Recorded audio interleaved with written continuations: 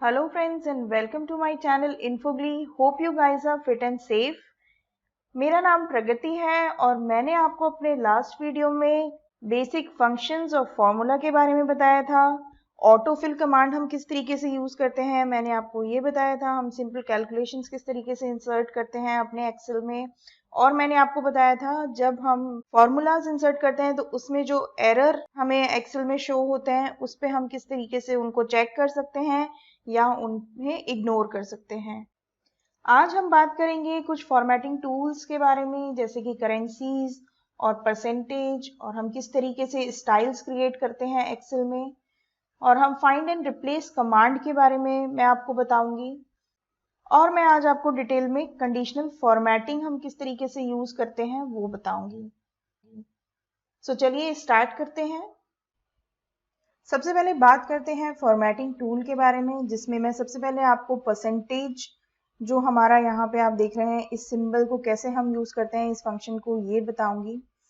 सो यहाँ पे मुझे सपोज अगर परसेंटेज ऑफ मे निकालना है, हमारे टोटल अमाउंट में जो भी मैंने मे में इन्वेस्ट किया है उसमें से फूड, मिल्क और इंटरनेट एंड सो ऑन जो भी मेरे बिल्स हैं उनका क्या परसेंटेज रहा है, तो मैं यहाँ पे सबसे पहले परसेंटेज कैलकुलेट कर लेती हूँ। उसको करने के लिए यहाँ पे मैं इक्वल्स टू का साइन लगा रही हूँ और सेल रेफरेंसेस का यूज करके मैं फॉर्मूला इंसर्ट करूंगी। मैंने मे फूड बिल को सेलेक्ट करा है divided by total, that is F12 में मेरा टोटल है। सेल को सेलेक्ट कर रही हूँ और एंटर कर दूंगी। आप देखिए यहाँ पे मेरा परसेंटेज आया है। अब मेरा जो टोटल है वो F12 में है, जो कॉमन है for all the expenditure of the month, जिसके रिलेशन में मुझे फॉर्मूला इंसर्ट करना है। तो मैंने जैसे आपको अपने पहले वीडियो में बताया था कि हम सेल रेफरेंसेस के साथ में किस तरीके से फॉर्मूला इंसर्ट करते हैं, तो मैं यहाँ पे ही इस सेल को फ्रीज कर रही हूँ।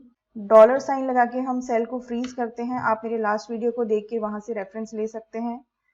और इसको अब मैं ड्रैग कर दूंगी तो आप देखिए मेरे को ये सारे परसेंटेज मिल गए हैं, बट ये डेसिमल्स में मिले हैं और मुझे इन्हें एक्चुअल परसेंटेज में कन्वर्ट करना है। तो मैं इन सारे सेल्स को सेलेक्ट करूंगी और यहाँ पे जो आप परसेंटेज का सिंबल देख रहे हैं स्टाइल में हमें नंबर सेक्शन में दिया हुआ है, इस पर सिंपली एक क्लिक करूंगी तो इस तरीके से ये मेरे को परसेंटेज में नंबर्स को कन्वर्ट कर देगा। अब अगर इसने राउंड फिगर्स में मुझे दिखाया है, बट अगर आपको डेसिमल्स भी चाहिए तो आप यहाँ से इंक्रीज और डिक्रीज डेसिमल का यूज करते हुए आपको जितने डेसिमल पॉइंट्स तक वैल्यूज देखनी है आप उस तरीके से यहाँ से इंसर्ट कर सकते हैं। अब हम बात करते हैं करेंसी फंक्शन के बारे में। अगर हमें अपनी वैल्यूज में करेंसी शो करनी है तो हम किस तरीके से करते हैं, तो यहाँ पे आप देख सकते हैं कुछ नंबर्स हैं। अगर मुझे इनको करेंसी में कन्वर्ट करना है तो मैं नंबर सेक्शन में जाऊंगी। आपको ये डॉलर साइन दिख रहा है, यहाँ पे एक ड्रॉप डाउन भी दिया हुआ है अकाउंटिंग नंबर फॉर्मेट के नाम से। हम इस पर लेफ्ट क्लिक करेंगे तो आप देखिए इस तरीके से मुझे ड्रॉप डाउन दिखा रहा है और यहाँ पे USD, पाउंड, यूरो, येन, इन सब तरीके के ऑप्शंस आ रहे हैं। बट हमारे यहाँ पे INR चलता है, इंडियन रुपी चलता है, तो वो फॉर्मेट यहाँ पे ऊपर मुझे नहीं दिया हुआ है, तो मैं मोर अकाउंटिंग फॉर्मेट्स में जाऊंगी। इस तरीके से ये विंडो खुला है। यहाँ पे आप देखिए सिंबल्स में हमें जब हम इस ड्रॉप डाउन एरो का यूज करेंगे तो देखिए लिस्ट खुल के आती है और यहाँ पे बहुत सारे हमको ऑप्शंस दिए हुए हैं, तो हम इनमें से सेलेक्ट कर सकते हैं। फिलहाल यहाँ पे मैं INR इंसर्ट कर रही हूँ क्योंकि मुझे INR फॉर्मेट में चाहिए। डेसिमल के पॉइंट्स आप यहाँ से सेलेक्ट कर सकते हैं अगर आपको 2 डेसिमल्स तक डिजिट देखनी है, या अगर आपको इसको 0 करना है तो आप इन अप और डाउन एरो का यूज करके डेसिमल के पॉइंट इंक्रीज या डिक्रीज कर सकते हैं यहीं पर, और हम इसको ओके कर देंगे। तो अब ये सारी वैल्यूज मेरे पास INR करेंसी आगे शो कर रहा है सारी वैल्यूज के। अब सपोज अगर आपको अकाउंटिंग फॉर्मेट में ये INR नहीं चाहिए लिखा हुआ बट आपको कॉमास चाहिए, तो हम किस तरीके से करेंगे, हम इन सारे सेल्स को सेलेक्ट करेंगे और सिंपली कॉमा पे टिक कर देंगे। तो आप देखिए यहाँ पे INR जो वर्ल्ड करेंसी का आगे लिखा हुआ था वो हट गया है, बट मेरे वैल्यूज अकाउंटिंग फॉर्मेट में ही हैं। और इन्होंने डेसिमल के 2 पॉइंट्स जो कि एक्सेल में प्रीफ्रीज होता है कि ये हमें 2 डेसिमल्स तक वैल्यू दिखाता है, तो अगर आपको चाहिए तो आप रख सकते हैं और नहीं तो यहाँ से इनको हटा सकते हैं। अब सपोज मेरे को सेम अकाउंटिंग फॉर्मेट ही जो मैंने सम में यूज़ किया है वो अपने मैक्सिमम वाली रो में यूज़ करना है, तो मैं किस तरीके से करूँगी। मैं सेल नंबर B12 को सेलेक्ट करती हूँ। यहाँ पे फॉर्मेट पेंटर का आपको ऑप्शन दिख रहा है क्लिपबोर्ड सेक्शन में, मैं इस पे लेफ्ट क्लिक करूँगी और मुझे जिस भी सेल में ये फॉर्मेट कॉपी करना है उनको सेलेक्ट करके the moment I leave my button, आप देखिए यहाँ पे ये फॉर्मेट कॉपी हो चुका है। तो हम इस तरीके से फॉर्मेट पेंटर जो यहाँ पे एक हमें बटन दिया हुआ है एक्सेल में, इसका हम यूज़ करते हैं अपने फॉर्मेटिंग टूल्स को कॉपी करने के लिए दूसरी जगह पे। सो सपोज अब मुझे स्टाइल क्रिएट करना है जिसको मैं अपनी कंसिस्टेंसी मेंटेन करना चाहती हूँ और थ्रू आउट द डॉक्यूमेंट मैं उसको यूज़ करना चाहती हूँ। लाइक अगर हम किसी एक वर्कबुक में मल्टीपल शीट्स बना रहे हैं तो मैं उसमें उसको यूज़ करना चाहती हूँ थ्रू आउट ऑल वर्कशीट्स। तो हम किस तरीके से कर सकते हैं, हम उसको फॉर्मेट पेंटर के हेल्प से भी कर सकते हैं या हम अलग अलग जाके भी अपने हेडर्स को या जहाँ पे भी हमें वो यूज़ करना है स्टाइल हम उनको एडिट कर सकते हैं। बट वो हम बहुत ही ज़्यादा टाइम कंज्यूमिंग है और फॉर्मेट पेंटर का भी अगर आप यूज़ करेंगे तो आपको जगह जगह जाके अलग अलग सेल सिलेक्शंस करके वहाँ पे इंसर्ट करना पड़ेगा। उन सब एक्सरसाइज से बचने के लिए यहाँ पे हमारे पास बहुत अच्छा एक ऑप्शन है कि हम अपनी एक स्टाइल क्रिएट कर सकते हैं।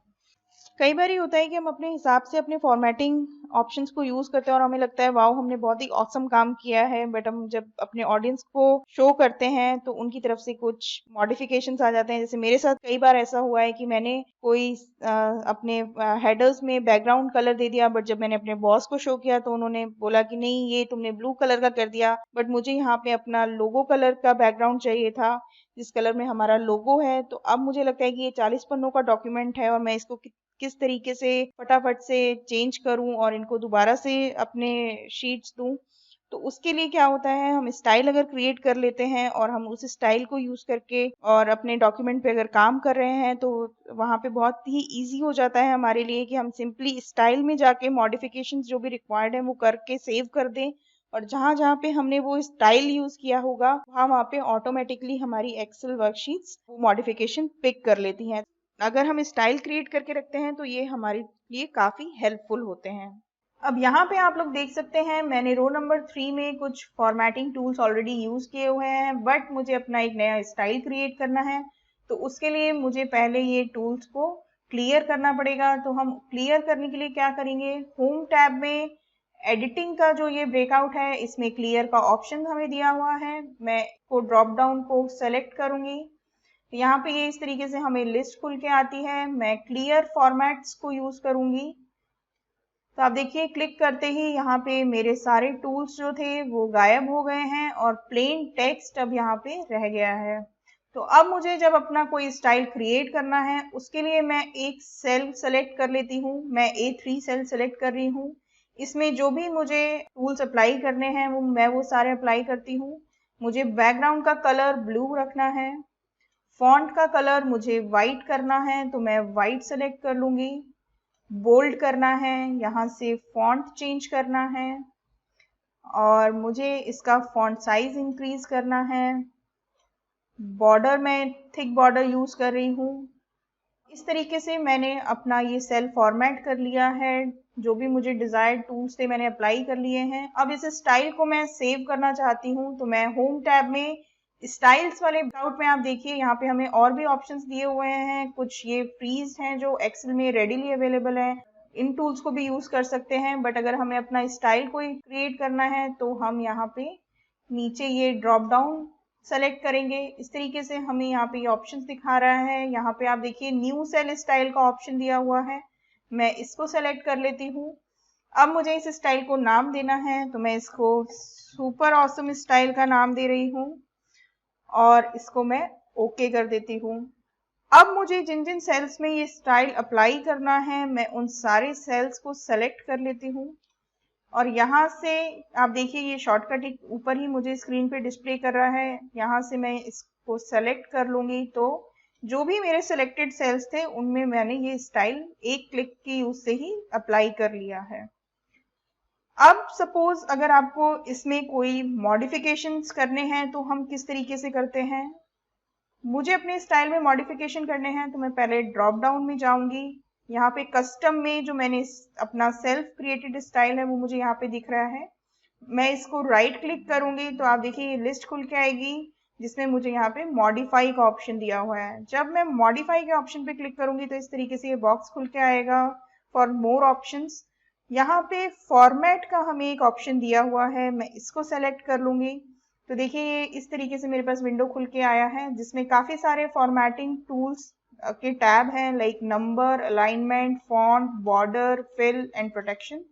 अब सपोज मुझे इसका बैकग्राउंड कलर चेंज करना है तो मैं फिल वाले टैब पे जाऊंगी, यहाँ से ब्लू सेलेक्टेड है, इसको मैं ग्रीन कलर में सपोज चेंज करना चाहती हूँ तो मैं ग्रीन कलर को सेलेक्ट कर लूंगी और जब मैं ओके करूंगी तो ये मेरा फॉर्मेट मैंने वहां पे फ्रीज करा है। अब मैं स्टाइल पर भी ओके कर देती हूँ तो आप देखिए इस तरीके से ये जहां जहां मैंने अपना ये सुपर ऑसम स्टाइल अप्लाई किया था वहां वहां उसने मॉडिफिकेशंस जो मैंने किए थे वो चेंजेस कर दिए हैं। इसी तरीके से अब जहां भी मैंने अपना ये स्टाइल अप्लाई किया होगा अपने जहां पे भी जिस भी शीट में जिस भी वर्कबुक में वहां वहां पे ये इस तरीके से मॉडिफाई हो जाएगा। अब हम बात करते हैं कि जब हमें मल्टीपल वर्कबुक्स के साथ में काम करना होता है तो हम किस तरीके से करते हैं। यहाँ पे मैंने स्क्रीन पे आप देखिए एक कस्टमर नेम की मेरी फाइल खुली हुई है। अब मुझे यही सेम कस्टमर नेम के रेफरेंसेस से अपनी किसी दूसरी शीट पे काम करना है तो मैं किस तरीके से करूँगी। यहाँ पे मैं पहले एक दूसरी अपनी जो फाइल है उसको ओपन कर लेती हूँ। ऑर्डर डिटेल के नाम से मेरी एक फाइल है जिसको मैंने ओपन कर लिया है। अब आप देखिए मेरे पास दो मेरे एक्सेल के वर्कबुक खुले हुए हैं, एक मंथली बजट और दूसरा ऑर्डर डिटेल। सो अब मुझे अगर अपनी दोनों शीट में डेटा देखना है तो यहाँ पे मैं व्यू टैब में जाऊंगी और यहाँ पे आप स्विच विंडोज का ऑप्शन देख रहे हैं। इसके ड्रॉप डाउन में जब मैं सेलेक्ट करूंगी तो दोनों मेरी जो वर्कबुक्स हैं उनके नेम मुझे ये शो करा है। तो अभी मैं मंथली बजट पे हूँ, जैसे ही मैं ऑर्डर डिटेल पे क्लिक करूंगी तो देखिए इस तरीके से मेरे को यहाँ पे ऑर्डर डिटेल दिखाने लगा। यहाँ पे भी मैं अगर मंथली बजट पे क्लिक करती हूँ तो इस तरीके से मैं स्विच कर सकती हूँ अपनी वर्कबुक्स में। अब अगर सपोज हम कई बार होता है कुछ कंपैरिजन कर रहे होते हैं बिटवीन टू वर्कशीट्स और मुझे दोनों ही अपने विंडोज पे एक साथ चाहिए तो वो भी हमारे पास यहाँ पे एक्सेल में फैसिलिटी है कि हम उसको देख सकते हैं। यहाँ पे आप देखिए व्यू साइड बाय साइड का ऑप्शन आ रहा है। अब मेरे यहाँ पे ये कस्टमर नेम है और जो मेरी ऑर्डर डिटेल वाली जो फाइल है इसमें भी मेरे पास यहाँ पे आप देखिए कस्टमर नेम है और सपोज मुझे कुछ ढूंढना है या कुछ मैच करना है तो मैं किस तरीके से कर सकती हूँ। यहाँ व्यू साइड बाय साइड का मुझे एक ऑप्शन दिया हुआ है। अब मैं इस पे अगर क्लिक कर दूंगी तो आप देखिए ये इस तरीके से मेरी दोनों वर्कबुक मुझे यहाँ पे डिस्प्ले कर रहा है।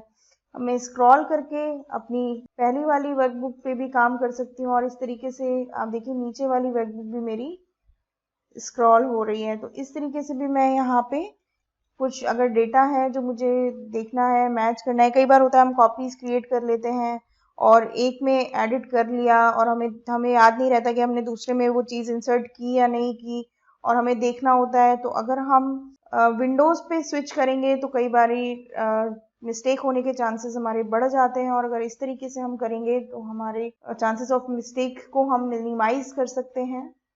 अब सपोज यहाँ पे जो वर्कशीट कस्टमर नेम के नाम से मैंने क्रिएट की हुई है ये मुझे अपनी ऑर्डर डिटेल वाली फाइल में कॉपी करनी है तो मैं इसको किस तरीके से इंसर्ट कर सकती हूँ।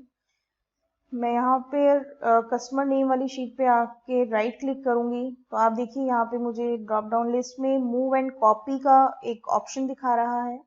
मैं इस पे लेफ्ट क्लिक करूंगी। अब ये मुझे टू बुक का ऑप्शन यहाँ पे शो कर रहा है जिसमें अभी मेरे पास मंथली बजट जो मेरी करंट फाइल है वो शो हो रही है। मैं यहाँ से सेलेक्ट कर सकती हूँ अपनी दूसरी वर्कबुक को जहाँ पे मुझे एक कॉपी क्रिएट करना है और इसमें अब मैं एक कॉपी क्रिएट करना चाहती हूँ। मैं नहीं चाहती कि पूरी शीट यहाँ से हट के वहाँ चली जाए तो मैं क्रिएट अ कॉपी के ऑप्शन पे चेक कर दूंगी। जब मैं इसको ओके करूंगी तो आप देखिए ये मेरी दूसरी शीट जो थी ऑर्डर डिटेल की वहां पे ये कस्टमर नेम के नाम से एक कॉपी आ गई है। तो अब मेरी मंथली बजट वाली जो फाइल है उसमें भी एक कस्टमर नेम की शीट है मेरे पास, और ऑर्डर डिटेल वाली जो मेरी फाइल है उसमें भी यहाँ पे कॉपी क्रिएट हो गई है। तो ये भी एक बहुत अच्छा हमारा एक्सेल का एक फंक्शन है जो हमें यहाँ पे प्रोवाइड किया हुआ है। जब भी हम कंपैरिजंस करते हैं या कोई डेटा हमें बहुत जल्दी कॉपी पेस्ट करना है, कहीं चेक करना है, तो हम इस फंक्शन को यूज करके हम किस तरीके से मल्टीपल वर्कबुक में काम करते हैं। जब आप प्रैक्टिस करेंगे तो आपको इसका एक्चुअल जो यूज है वो समझ में आएगा और आपको लगेगा कि ये काफी एक हेल्पफुल टूल है हमारे एक्सेल का। अब मैं आपको दिखाती हूँ हम फाइंड एंड रिप्लेस कमांड किस तरीके से एक्सेल में यूज करते हैं। यहाँ पे मेरे पास दो वर्कशीट्स हैं, कस्टमर नेम और ऑर्डर्स की, जहाँ पे मेरे जो कस्टमर्स हैं इनके ऑर्डर्स डिटेल्स हैं ऑर्डर वाली शीट में। अब मुझे अगर फाइंड करना है कि मेरा जो कस्टमर है उसके कितने ऑर्डर्स हैं या उसकी मुझे ऑर्डर डिटेल देखनी है, तो मैं किस तरीके से फाइंड कमांड का यूज कर सकती हूँ। यहाँ पे अगर मुझे सीन नाम का जो मेरा ये कस्टमर है इसके ऑर्डर्स देखने हैं तो मैं कंट्रोल F करूंगी। Control F is a shortcut for find command. तो इस तरीके से ये विंडो ओपन होकर मेरे पास में आता है। अब मैं ये नेम जो है इसको कंट्रोल C करके कॉपी कर लेती हूँ और फाइंड व्हाट में कंट्रोल V करके पेस्ट कर देती हूँ।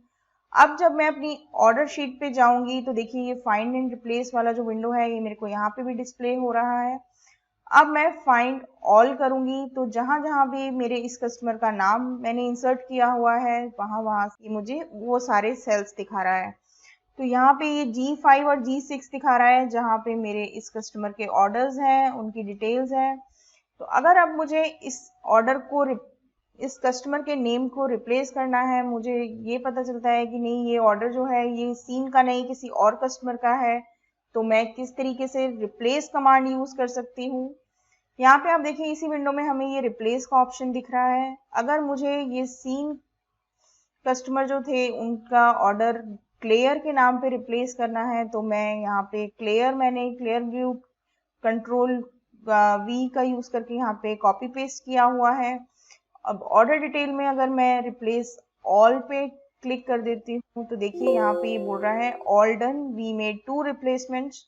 अब मैं ओके करूंगी तो आप देखिए जो मेरे G5 और G6 में सीन के ऑर्डर्स थे वो चेंज होके क्लियर के ऑर्डर्स हो गए हैं। तो इस तरीके से हम फाइंड एंड रिप्लेस कमांड का यूज करते हैं। बहुत बार ऐसा होता है कि हमारे पास कोई लिस्ट होती है जिसमें बहुत सारा कुछ डेटा है और हम लोगों को कुछ उसमें से स्पेसिफिक रिकॉर्ड्स पे हम काम कर रहे होते हैं और हमें देखना होता है और उसको हाईलाइट कर रहे होते हैं। हम हाइलाइटर पेन यूज करके कुछ भी हमारे नंबर्स हो सकते हैं, कोई वैल्यूज हो सकती हैं, कोई भी स्पेसिफिक डेटा हो सकता है और ये हम सबके साथ में होता है। और थ्रू आउट द लाइफ हम जब भी काम कर रहे हैं या अपना कोई डॉक्यूमेंट प्रिपेयर कर रहे हैं तो हम इस चीज़ पे हमेशा अपने डॉक्यूमेंट्स में काम कर रहे होते हैं। तो इसको बहुत ही साफ तरीके से और प्रेजेंटेबल तरीके से हम एक्सेल में भी कर सकते हैं और उसके करने के लिए यहाँ पे हमें एक टूल प्रोवाइड किया हुआ है जिसको हम कंडीशनल फॉर्मेटिंग बोलते हैं। अब मैं आपको यहाँ पे कुछ टूल्स यहाँ पे डिस्प्ले करूंगी कंडीशनल फॉर्मेटिंग के। यहाँ पे आप देख सकते हैं स्टाइल्स में ही हमें यहाँ पे कंडीशनल फॉर्मेटिंग का ऑप्शन दिया हुआ है जिसमें बहुत सारे ऑप्शंस हैं। हाईलाइट सेल्स करने के लिए भी आप देखिए greater than, less than, between, equal to, इस तरीके से बहुत सारे ऑप्शंस यहाँ पे दिए हुए हैं। आइकन सेट और colour scale, bar scale, top and bottom rules. तो हम इसी पे मैं आपको कुछ डिस्प्ले करके यहाँ पे दिखाऊंगी। अब सपोज मैंने यहाँ पे जो ये परसेंटेज क्रिएट किए हुए हैं, इंसर्ट किए हुए हैं, इसमें मुझे ये देखना है कि मैंने मोर देन 15% अपना किस बिल पे स्पेंड किया है in the month of May. तो मैं किस तरीके से देखूंगी, मैं इन सेल्स को सेलेक्ट कर लूंगी, कंडीशनल फॉर्मेटिंग पे जाऊंगी, हाईलाइट पे जाऊंगी। अब आप यहाँ पे देखिए ग्रेटर देन का ऑप्शन दिया हुआ है, इसको सेलेक्ट करूंगी तो यहाँ पे मुझे परसेंटेज दिखा रहा है तो मैं इसको नंबर को चेंज करके 15 कर देती हूँ और ओके कर देती हूँ। तो देखिए जितने भी मेरे सेल्स हैं जहाँ पे मैंने 15% से ज़्यादा एक्सपेंडिचर किया है वो सारे इसने मुझे रेड कलर में हाईलाइट कर दिए हैं।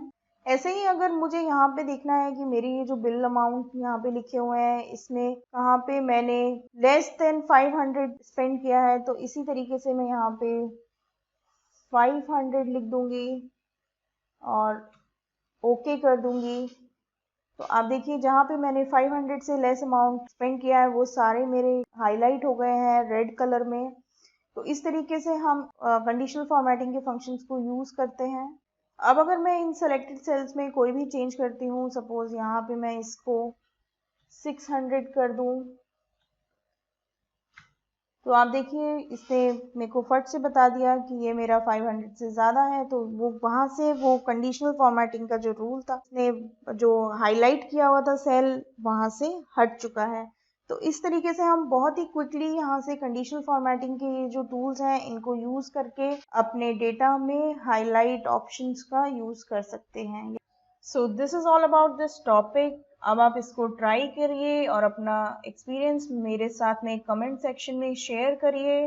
अब नेक्स्ट वीडियो में मैं आपको बताऊंगी कि हम किस तरीके से इमेज और शेप्स इंसर्ट करते हैं, स्मार्ट आर्ट इंसर्ट करते हैं अपने एक्सेल फाइल में, और मैं आपको बताऊंगी कि किस तरीके से हम basic chart, pie charts, line charts draw करते हैं एक्सेल में। So please do like, share and subscribe my channel and don't forget to press the bell icon, जिससे आप मेरी कोई भी वीडियो मिस ना करें, आपको सारी नोटिफिकेशंस मिलती रहें। और do follow my course and keep watching. Thank you.